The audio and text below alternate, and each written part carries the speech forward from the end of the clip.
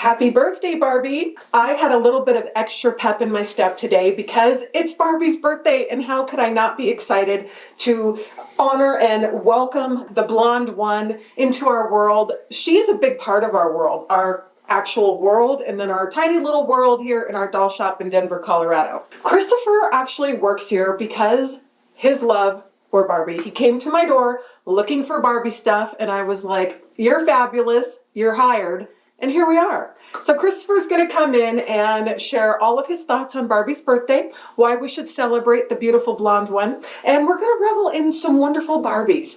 The set looks gorgeous. I am absolutely thrilled. It's going to stay up for a while so I can just enjoy it and love it. So come on in, Christopher, and let's celebrate. Hi, Christopher. Hello. Thank you for celebrating Barbie's birthday with us. Thank you, Barbie, for being here to celebrate. I was sort of pinching myself this morning, sort of prepping for this. Like you said, I really sort of, in some way, fell into this job just by happenstance, and I have her to thank for it. And it's very silly. Like, I can't really articulate how I got here. But this isn't about me. I was sort of reflecting on, like, why do we celebrate Barbie? Like, why has she been this pillar, this institution for the last 65 years? What possesses a community to continue to admire and acknowledge and sort of uphold this little figure? Why? And I don't know, I think this last year has been a really saturated message around Barbie in every sort of public sphere. There's been lots and lots of Barbie, which is wonderful. I just wanted this video maybe to be less about like the costumes themselves and more about like how she's impacted people. She's this amazing thing that I was trying to figure out why she matters to me, and like why she matters to my friends, and why she matters to people all over the internet. Like what does she do for us? And I just sort of wanted to reflect on a journey and how I think I arrived at where I am with Barbie and with you. So hello and welcome. Happy birthday, Barbie. I consulted several different sources and books and whatever for what sort of compiles my idea today. And I just want to, like, I don't know, go through highlights, I think, of her careers and, like, the impacts they had on girls and the impacts they had on boys and how she affects queer people and how she affects economies. Like, she's a really big, influential thing. And I think to begin with being a fashion model in and of itself is, like, kind of revolutionary for what was happening in dolls, right? Like, we talked about this with our video about the Barbie movie, and, like, that's been spoken about at length, but I think it's important to note that, like, she started as, like, just a beautiful woman that got paid to put on clothes and show them to you, and that didn't exist before, so that's really cool. She was groundbreaking in her own way that, like, hadn't happened before. It really was sort of a new thing. You sort of get through her whole catalog of babysitting and showing off a sort of like maternal instinct, and I think that's sort of interesting and cyclical in its own way that baby dolls were the only real thing. Like, you have other dolls that can wear heels technically, but Barbie's the first of her kind in her own right. You go from baby dolls to Barbie playing with baby dolls. I just think that's very sort of ironic and funny. Teaching you how to be a parent, and then maybe how to cook. Like, Barbie learns to cook and barbecue, and all of her, like, brunch attire. Like, she does so much with hosting and with cooking and being this, like, housekeeper. She is so emblematic of a certain window of femininity. And then you start getting, you know, she's a ballerina, and she is in multiple beauty pageants. Like, she goes through a very heightened femininity arc that she's, you know, now very famous for. But then you begin moving into some of the dolls we've spoken about from the 70s. You've got, like, Dramatic New Living Barbie, and you've got Talking Barbie, and you've got Walk Lively Barbie, all these dolls that are beginning to do things and sort of trying to remove themselves from vapid femininity and one-dimensional or, you know, flat, simple femininity and moving into what can she do. She sort of toggles throughout the years between both, right? I think it's really admirable that she can actually do the really hard work, the really grueling, respectable, admirable things, and then also she's been a consultant for Avon and for Mary Kay and for MAC. She's sold all kinds of cosmetics, and it's not in a linear timeline either. Like, throughout her entire existence, she was an astronaut in 1965, right? Like, that's so cool. She was also a waitress in like 2006. So there's a lot of tethering, I think, that happens. I just think it's really interesting to note that like she was a surgeon in the 70s and was like a French maid in the 80s. And I don't know if there's a coherent thought about that actually, but what I find interesting is that she's able to occupy all of these spaces, and at least but I think most of us really appreciate each of those things. It's not that we like selectively cherry pick what we like Barbie for. She's able to be all of us, and without sounding like cheesy and trite, I think that's just really cool. She gets to be every figure. You get to project any and everything onto this completely fictitious hypothetical woman that then somehow gives you value back. She's just important to me. Over the years, she's been a firefighter. She's been a judge. She's been an architect. She's also been a cheerleader. She's competed in the Olympics 7 times. I don't know anyone else that can say that. That's amazing. She's been the president, you guys. We'll see if unfortunately, she is not an Oscar nominee, but we'll see tomorrow if she is a movie star in a nominated or winning Oscar movie. On the edge of my seat for that one. She's also the Tooth Fairy. she's been everything. But I wanted to highlight just several small little blips that meant something to me. I just mentioned Miss Astronaut, and I think that's probably one of the most impactful and earliest examples of the ambition that like the brand of Barbie and the icon of the doll were reaching for. It was, I think then, I mean, she had careers, but like that's such a pivotal moment and such a huge deal to be an astronaut before real women had been. And it's also, I love that it's not pink. I love that we hadn't yet reached the like branding of femininity of Barbie. That does come later. She gets like a hot pink metallic huge 80s shoulder astronaut suit, but before that she gets this like very sort of like Tin Man, rusty, blocky, utilitarian astronaut suit that is just a favorite piece of mine. And then again in 1961 was her first endeavor on being a flight attendant. The American Airways is her like, you know, very famous, popular one. There's a really, you know, fan favorite, coveted version of Pan Am suit in '66. So if you're, you know, splitting hairs and looking for like collectible pieces, reach for that one. Again, her sort of working woman femininity. But it's noteworthy too that she wasn't a pilot until '89. So we had to wait a while for, you know, like she was a nurse in the '70s and then like a doctor in the '90s. Like there's still. I don't want to paint this as like she's only been one thing. I think that would actually be really difficult to do. She's more multifaceted than that. And one of the reasons that I admire her and where she, you know, exists in culture is that we can also look back on missteps and shortcomings and mistakes that are not necessarily hers, but rather reflective of people, of society, and where we were at the time. She should have been able to be a pilot 30 years prior, but she's a time capsule in that way. She shows us what we are in lifetime. I think after that, the next like major thing is probably, I mean, not necessarily chronologically, but speaking on like pinpoints that really made a mark for Barbie, I think Day to Night Barbie in '85 is really, I mean, that's the pinnacle of the we girls can do anything era of her sort of arc. And that I think really is a profound statement for girls, and evidently resonated enough that it like really branded her. It like that again sort of was a new sort of solidifying turning point for what she represented and the space that she occupied. It's still so classically Barbie that she's not compromising frivolity. She's not compromising the glitter, but she's rather incorporating it into something that otherwise would be utilitarian and maybe boring.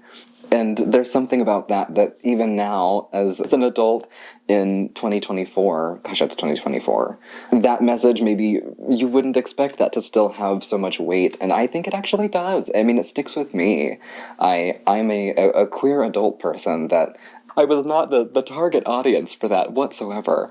But I think it still holds water. I think it's such a beautiful sentiment that, like, you don't have to be humdrum about the way that you're doing things. You can still be glamorous. You can still be in some way indulgent without maybe that being a distracting element. She's profound in that way. You know, girls can't do anything, and in some way, I think there's a girl in all of us that is able to do anything, and she shows us that. Obviously, another huge one. I think this is sort of indicative of maybe a misstep, with something that took too long to arrive to, was Black Barbie, the very first Barbie doll that was black and called Barbie. She wasn't called something else because they needed a character. She instead could be a representation of a whole new, wider audience more authentically. And also, she's beautiful. The doll's gorgeous. I'm not critiquing her. I'm critiquing the timeline, I think. That could have happened sooner, but I'm glad that we have her. And again, I think that's reflective of what we were doing culturally in 1980. I wasn't around for that, but so I hear. 92 was the release of Totally Hair Barbie, and again, I think that was another sort of solidifying anchor in what we would eventually learn to consider Barbie. She's this skinny blonde thing with a waterfall of hair. And I think, you know, we had already sort of established Barbie as like a hair play toy before that. I mean, like, you've got styling busts from the 70s, Barbie styling busts. So maybe, again, in its own right, that was sort of overdue. Maybe not culturally, but for her, I think maybe she came at exactly the right time. But is it true that she's still, like, inflation and everything considered, the highest grossing sales Barbie doll ever? I think that's still, like, her title is Totally Hair Barbie. And I don't know, maybe for practicality, it's best that the hair is crimped, but I don't think that makes it nicer to look at. I think she would be, like maybe some soft waves, or like really loose curls would be nice. Straight hair would just tangle instantly. I'm not sure. Maybe it's a logistics thing that she has crimped hair. It's also very 92, so I can't complain, but I don't think the crimp is my favorite. But I like the doll, and I think she is an important pin in the arc of Barbie. And then one of my favorites, if not maybe like top favorites,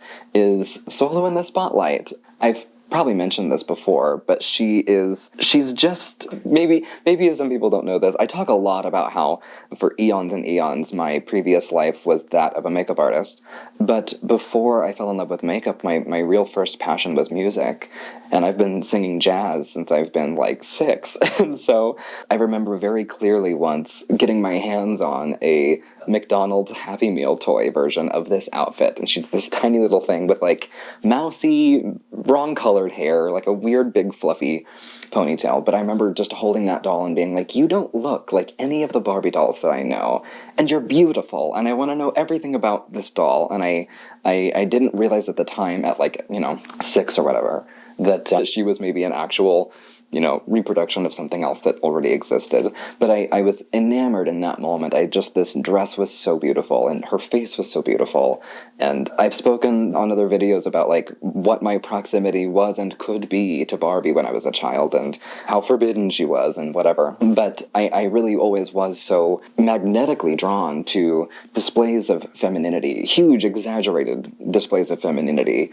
I mean, if I could have been Dolly Parton as a child, I think that would have been, the real dream. And I never got over that little tiny McDonald's Happy Meal Barbie. Like, she really shifted something in me. And maybe that was the beginning of the end, was McDonald's in 2001. She just is a very special little moment in Barbie's history. And again, sort of a classic display of femininity, a very form-fitting mermaid silhouette of black sequins, a low-rise, bust-heavy sort of gown. And she comes to the microphone and she's just crooning in a spotlight. I can't think of anything that sounds more alluring and desirable. I mean, like, that to me is like, she's the cool girl on the block. She's the one that's like, she can do anything. And then at the end of the day, she's like getting up on stage because she's the resident star of some jazz club. I just think this is so beyond. And I have to sort of, reflect on, I'm 27 now, and I spent a long time running from Barbie, and my whole job now is sort of celebrating her. It's really surreal, and I'm grateful every day, but especially in this moment. I'm sitting here on camera holding vintage Barbie dolls and talking about how incredible they are and the impact they had on me. And I don't want this to be about me, but I can't speak about her from any other perspective.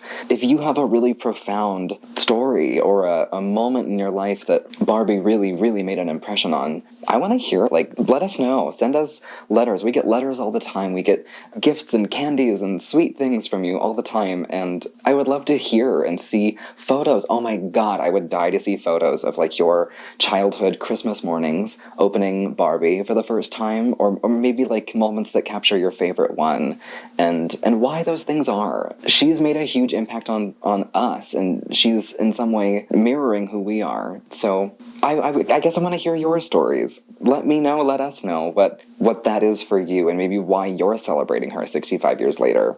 Because I think a lot of this video was me being redundant and sappy, but I can't help it, not when she's around. So, happy birthday, Barbie.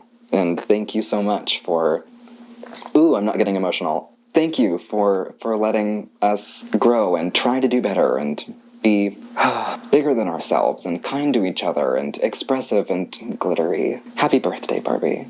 Thank you so much, Christopher. That was so beautiful, and I loved hearing what you had to say. And of course, all of our wonderful Barbie fans and friends out there that do write in and do put comments on our channel. We love you so much. And Barbie has absolutely changed my life. I loved being a Barbie collector growing up. I had a lot of them, and it was something my mom and I shared. Many of the Barbies that are in this display are my mom's Barbies that she loved and adored, that are here and in her shop, and we're making videos about them, and this is our whole job, and it is so cool and amazing. And Christopher came to our door, like I said, because he was looking for Barbie, and then he didn't know it, but he was also looking for a job. So now we're living our best lives, and it's just amazing.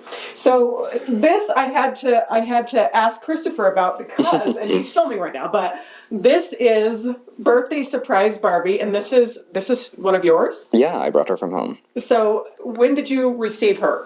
So, gosh, I wish I could say that. This actually was, funny enough, I bought her only several years ago because I was not in a position to receive birthday Barbies on my own birthday when I was a kid. And I've kept her around in part because I think she's gorgeous, but also I bought her at a time where that was a really expensive doll for me, and she was like $60, and I had to like save up for her, and it was a really big deal to have something like this in my collection. And I'm grateful now that like I can indulge on a slightly higher scale. It's a little metric for where I've come from, but I love that she's in sort of a soft peachy color, and I really scouted out this particular doll because I'm very picky about things like hair and makeup, and she was in just such wonderful condition. Brings back nostalgia for me too as well. I am 38 years old, and when I was growing up and Barbies were for sale, the iconography on the boxes were like this for me too. Yeah. Which year is this one? 90, I'm going to say 2 or 3. So this would have been from my childhood. And when you saw this kind of thing, and the little girl's like having the best time with her bracelet and her necklace and those earrings, when you get it, you think like you're going to be just as glamorous. And you were. When Right. I got these things and I got to try it on, and I did the same thing that was on the box, I felt the same way.